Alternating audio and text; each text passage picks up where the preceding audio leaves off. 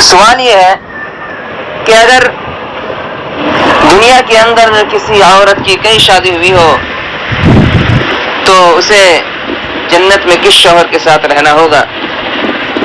تو اس سلسلے میں آپ کے سامنے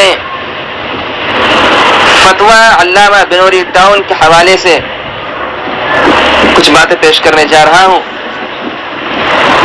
اور میں آپ کے سامنے اس پورے فتویٰ کا لنک بھی ڈسکرپشن میں ڈال دوں گا، آپ وہاں سے لے کر دیکھ سکتے ہیں۔ تو دیکھیے، فتویٰ یہ ہے کہ اگر دنیا میں عورت کے کئی شوہر ہوں، یعنی عورت نے اپنے شوہر کے انتقال یا اس کے طلاق دینے کے بعد دوسری شادی کر لی ہو، یعنی اس عورت نے 2 یا اس سے زیادہ شادیاں کی ہو، تو وہ جنت میں اپنے کس شوہر کے ساتھ رہے گی؟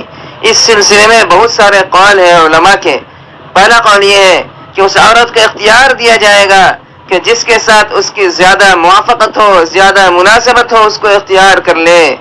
دوسرا قول یہ ہے وہ عورت آخری شوہر کے ساتھ رہے گی۔ حضرت ابو درداء رضی اللہ عنہ سے مروی ہے کہ آپ صلی اللہ علیہ وسلم نے فرمایا عورت کو اس کا آخری شوہر ملے گا۔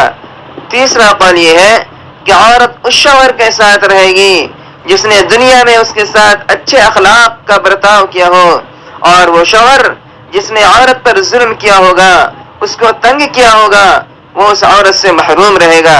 حضرت ام سلمہ رضی اللہ عنہا کی ایک روایت میں ہے کہ انہوں نے آپ صلی اللہ علیہ وسلم سے پوچھا کہ کسی کے 2 شوہر ہوں تو وہ جنت میں کس کے ساتھ رہے گی؟ آپ صلی اللہ علیہ وسلم نے فرمایا اسے اختیار دیا جائے گا، بس وہ اس شوہر کو اختیار کرے گی جس نے دنیا میں اس کے ساتھ اچھے اخلاق کا برتاؤ کیا ہو، اور وہی اس کا جنت میں شوہر ہوگا۔ اے ام سلمہ، اچھے اخلاق والے دنیا و آخرت کی بھلائی لے گئے۔ چوتھا قول، بعض حضرات نے اس طرح تطبیق دی ہے کہ اگر سب شوہر اچھے اخلاق میں برابر ہوں تو آخری شوہر کو ملے گی، ورنہ اسے اختیار دیا جائے گا۔